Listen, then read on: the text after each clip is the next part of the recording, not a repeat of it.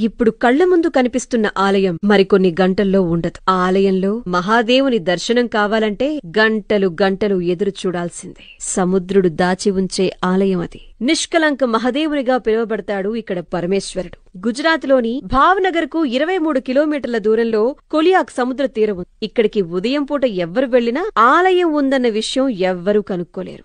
కాని సముద్రం మధ్యలో ఆలయం ఉంది అనటానికి మనకి కనిపించే నిదర్శనం ఒక్కటే, ధ్వజస్తంభం పైన ఉండే జెండా మాత్రమే. ఇక మధ్యాహ్న సమయానికి సముద్రం మెల్లగా వెనక్కి వెళ్లటంతో భక్తులు మహాదేవుని దర్శనం కోసం ముందుకు వెళుతూ ఉంటారు. సముద్రం మీదనే స్వామివారి దర్శనం ఆధారపడుంటుందక్కడ. మహాభారత యుద్ధం తరువాత సొంత మనుషుల్ని చంపిన పాపాన్ని మూటగట్టుకున్నారు కాబట్టి ఆ విముక్తి కోసం శ్రీకృష్ణుడు కొన్ని నల్లని ఆవులను, వాటికేమో నల్లని జెండాలను కట్టి వీటి వెంట వెళ్ళండి, ఎక్కడైతే ఆ ఆవు జెండా రంగు తెల్లగా మారుతాయో అప్పుడు మీ పాపాలు